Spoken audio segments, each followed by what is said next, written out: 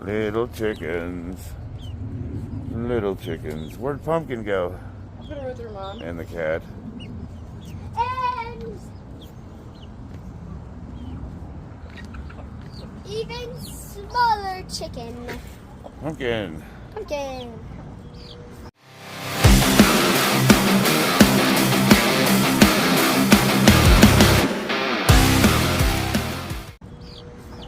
Where does Mommy stay? They just up here chilling. Did they go up there themselves? Here I did. Is she still being broody? No. She had her wings. Alright, relax. She had her wings kind of puffed out. She already is.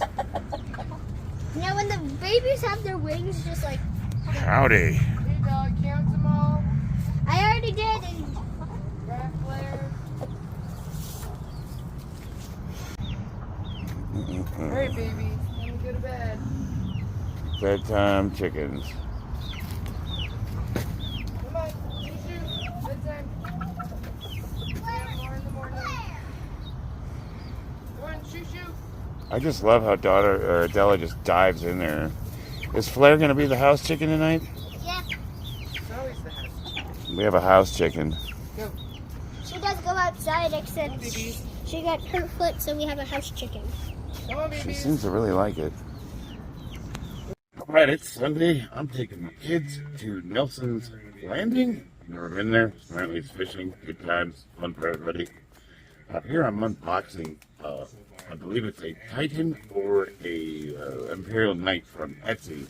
It's a 3D printed kind of knockoff replica of a Games Workshop Knight.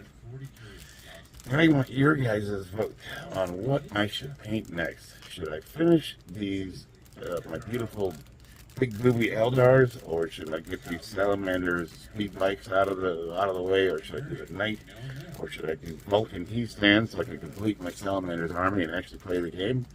My son's painting a Karn figurine, and he's doing a really good job. He's finally listening to me. I'm so proud of him. Check it out, it looks really, really nice. I also have a ton of Grey Knights to paint. I've got a giant model of Gazgul Taraka. I got a bunch of orcs. I got Necrons. What do you guys want me to paint? Yeah, let me know. Give me I want votes. I got some doozies, some comments to go over this morning, so let's dive in. Here's that Karn model. Look at it. I mean, so my son's 12. He just started paint. Well, I've been trying to teach him how to paint. Like, I got kids like to slather everything on with one coat, and they like to do all the finishing touches before they do the priming. Like, they'll paint all the gold and the cool stuff, and they haven't primed the figurine yet. And I'm like, you gotta. They want to do they want to get to the end part. And I'm like, I know it's a boring process, but you gotta have a little patience. But no, they're learning, man. My kids are getting really good.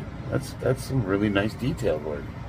And you say, well, what is this video about? You're opening it up with chickens, and now you're showing figurines, and now we're bench pressing. Well, it's really not about anything. It's about the comment section. I don't know. Normally I segregate. I do lifting or I do Warhammer. But this one, I'm just like, I don't know. I got off work kind of late last night, and I just made a video. Just filmed the footage of me doing my stuff. So first comment is Rice White 9168 again. I highlighted his comment in the last video, and he says, completely missed the literal first paragraph of my original comment of people seeing it as a force. If you think companies are failing because they're not appealing to enough white people, then you've got bigger problems than me being annoyed about it.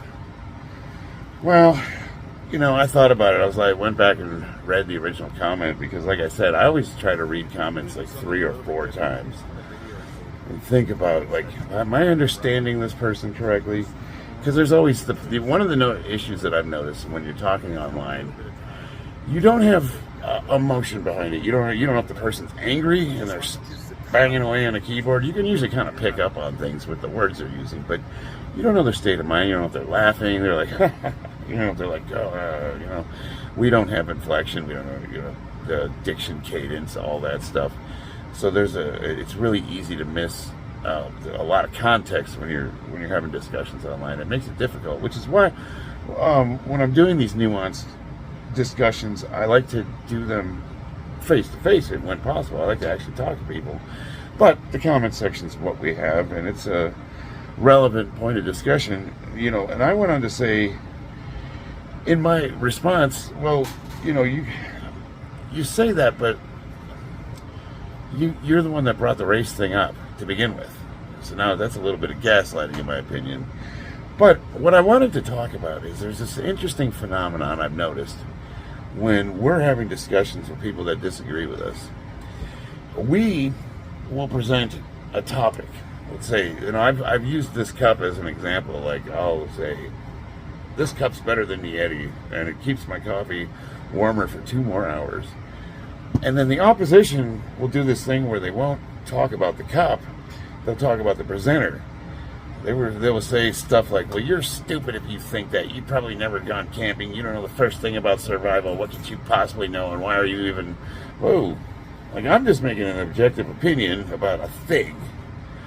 And you guys have this tendency to make it personal and make presumptions about us. We're bigots. We're homophobes. You know nothing about us. You don't know anything about our sexuality. You're like, yes, you can presume that we are straight and white, but do you know that for a fact? Do you know anything about my life past this video? Past what I've shared with you? What can you possibly tell me by watching this video other than that wouldn't be a presumption? I don't know. I don't know anything about you, so I will never say something personal about somebody that I've never met, because I don't know. I have no clue. I mean, for all I know, even if I did say I was a certain way, I could be lying. This could be a totally made-up personality just to appeal to people online.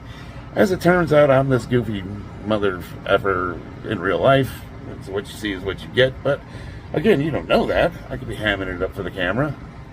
I don't know, it's just interesting. It's interesting to me how, like, the conversation always gets steered away from the topic because it goes personal. And I think that's like, I just think that's, I don't know if it's a tactic or if it's an emotional response or both. But, you know, like, you know, we took debate. One of the things, like, I was on the debate team. So what we would do in debate is you would get a topic, and they would choose whether you had to argue for or against it. So you had no idea if you were going to support the topic or you were going to argue against the topic. So what that did is you had to be prepared to argue both sides. And that, what a lot of us learn to do is we learn to dig in and see where are we wrong. Let's steelman this a little bit. Like, could I be wrong? And that's why we have these conversations, because I might be wrong, and you guys always give me a lot to consider. And you know, if I'm wrong, I will absolutely change my mind. And you know, sometimes you get a little punch in the nuts when you find out something that you believed really firmly has some holes in it. But a lot of times, I appreciate being corrected if I'm really wrong about something. But you know, again, it's like, I don't think that they ever really learn to look at the other side of a topic, and you see that a lot. The second it gets personal, like when you're talking about something specific, it just tells me that they don't have an argument. They just know that they don't like you or the topic. And they're going to rail against you no matter what you say. Now, I'm not saying you're doing that. There's hints of it. There's hints of it. You've mentioned me and made a couple presumptions about me, but you haven't gone off on me. But there's smatterings of it. You're making it personal there, buddy. And I'm not going to do that because I don't know you. I don't even know if you're a male or female. I have no idea. So I'm just going to go stick to the words you're saying and keep it at that level, not make it personal. All right, next comment is G-Doggy EM2XC. It's like looking in the mirror when I watch your discussions. The only difference is I cannot be friends with someone who voted for Biden and will vote for him a second time. I can be cordial with them, but I won't be going out with them to have a couple of beers. Nope, not a chance. Now, I do stand by the fact that I've never judged whether or not I would hang out with a person based on who they voted for president. I honestly think Biden might be the one exception, and I'll tell you why.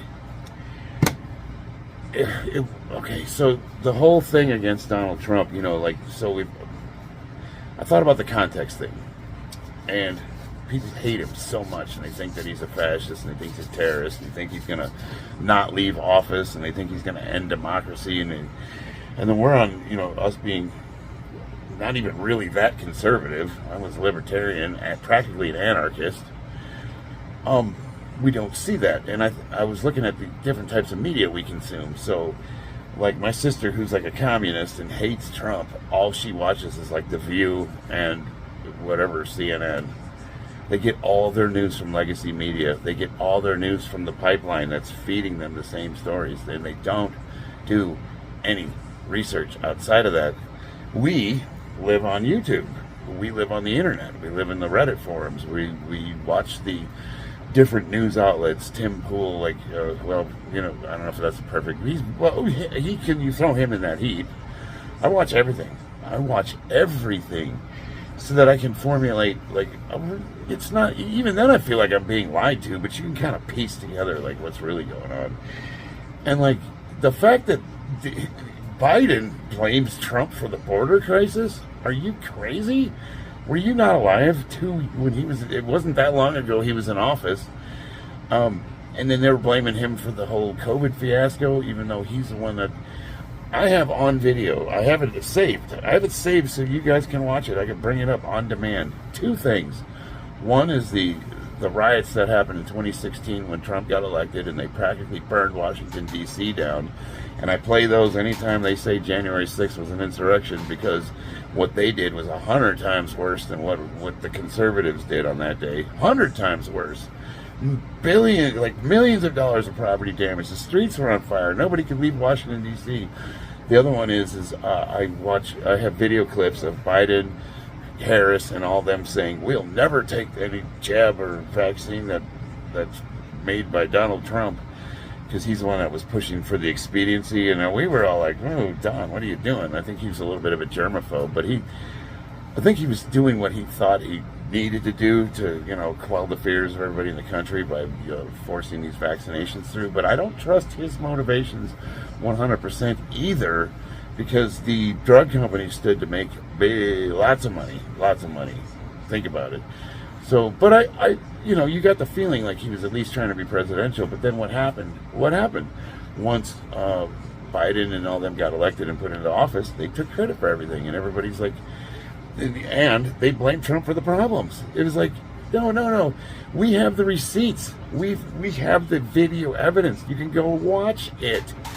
And they still argue with us. So it's like, I think it's like it's what we call ideological possession. Like when you just refuse to accept that you could be wrong about something and change your mind about it, even when presented with evidence to the contrary, there's something wrong with that. And the idea that Biden's senile, I thought he was losing his marbles when he was up on the debate stage. Now I don't think Don made that good of a showing either. But it's the idea that you thought you were voting anything but a sock puppet into the presidency just blew my mind. And after 4 years of this, if you were honestly telling me you were going to vote for that man again, I'm concerned for you as a person. You know what I mean? There's something wrong.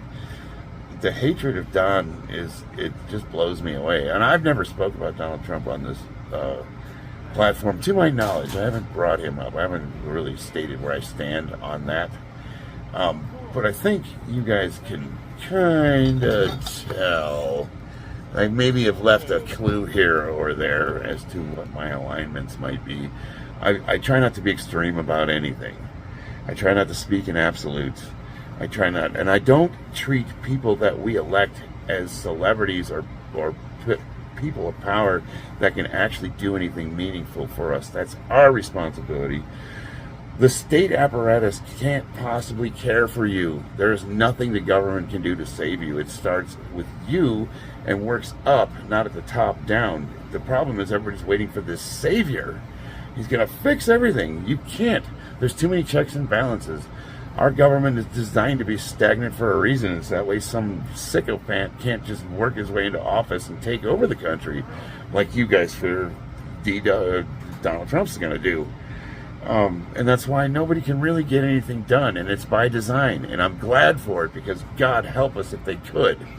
executive orders are bad enough. The idea that the president can do those, to me, executive orders are completely unconstitutional, and the executive branch was never supposed to have that kind of power. That was always supposed to be the people, and we're already not represented by, the branch of government that's supposed to legislate. They certainly don't have our best interests in mind. So then you say, well, what can you do at the bottom? Work your way up? What does that even mean? It means the people that enforce the laws. Who's going to actually come knock your door down and take you away in the middle of the night? It's going to be your local law enforcement. It's going to be your local government. So the best thing you can do to enact change is participate at a local level, which means being a good person in your family and making the lives of the people around you a little bit better, participating in your neighborhood, getting to know your neighbors, taking an interest in what's happening on your street, getting involved in local government, going to town hall meetings, going to your school board meetings, seeing what they're trying to do to your kids, work your way up, maybe even get involved in government. And you can make changes at a local level, and that's where you're going to be able to do the most for you and the people that you love, and the people that you see and work with every day.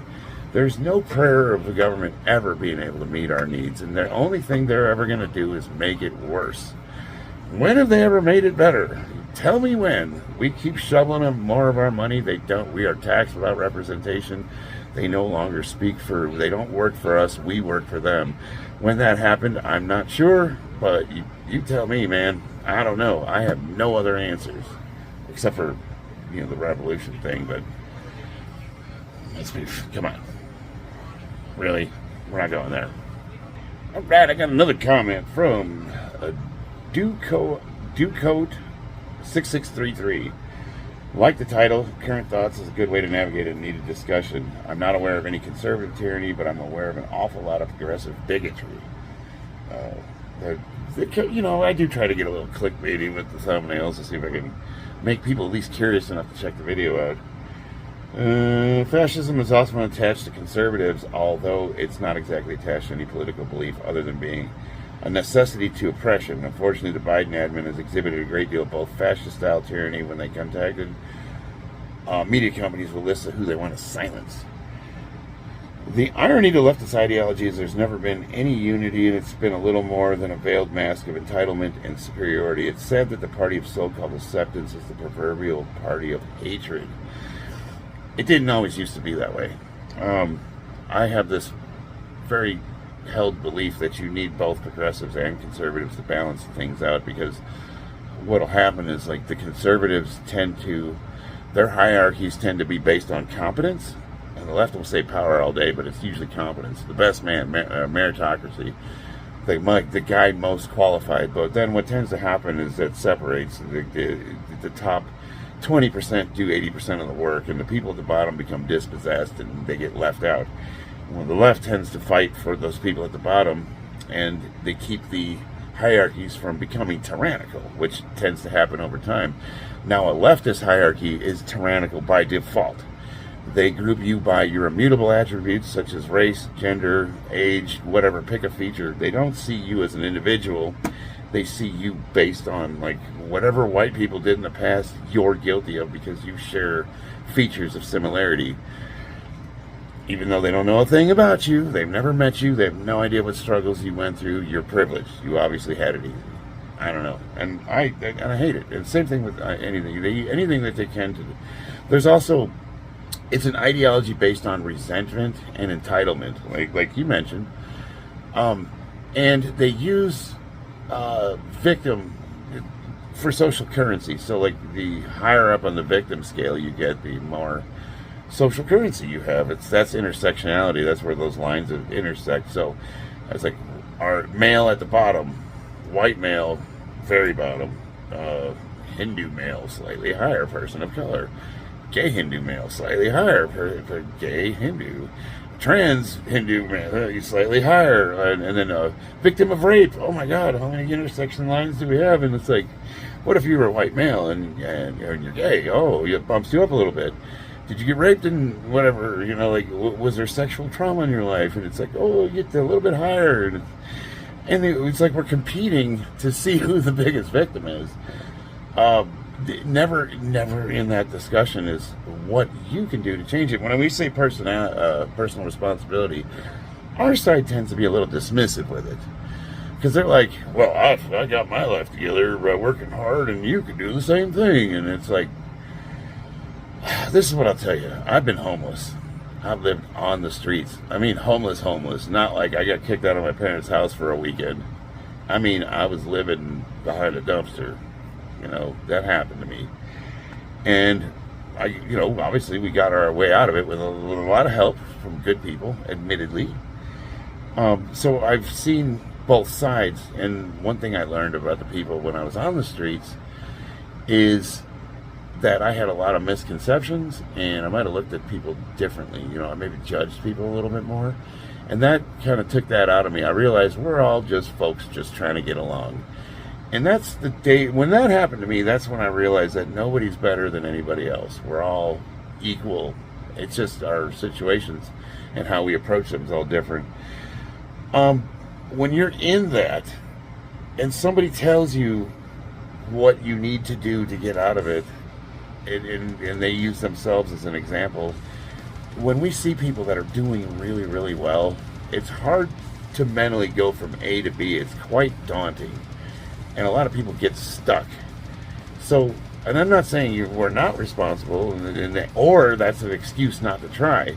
Because if there's anything I'm about, it's getting to work. I do the work. I hit the gym every day. I go to work every day. I take care of my kids every day, my family. Like, we just don't.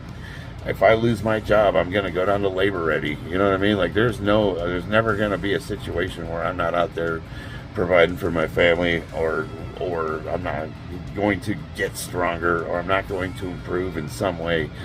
My ethos is really simple. Be a little bit better today than you were yesterday. And the old saying, your life is not my fault, and my life's none of your business. No, but so we say pick yourself up by the bootstraps. This is what you can do, and this is what you need to do. You take personal responsibility and stop worrying about what the world did to you. It kind of comes off as dismissive, and people want to be understood. They want other people to feel the pain they're going through. They want to be acknowledged that they're hurting, and we don't do that. And we also don't encourage them. We spend a lot of time telling people what they need to do, or what they did wrong, or what they whatever. But we don't give them that word of encouragement to let them know that, at the end of the day, whether I agree with you or not, I'm still here for you, my man, unless you voted for Biden. Oh, man. All right, we're at 23 minutes, and I have another comment, JA37D34. He talks about how he loved the Top Gun movie. Hey, I love the Top Gun movie. I actually liked it, too. But you're going to talk a little bit more about some things that are actually really important. So I'm acknowledging you, but I'm going to hold off on your comment to the next video so that this doesn't get too long. Because I got to take my kids to Nelson's Landing this morning, and they will kill me if I make a 30-minute video. So I see your comments. You're going to be the first feature, because it's really, it's something that I think is important to talk about. All right, so I got my day planned. What are you guys doing today? Vote. I want to hear what you think I should paint next. Oh, and I started another sketch. It doesn't look like much now. It's just some loops and lines, but that's how I get the idea. Like, I pose the guy and I get him where.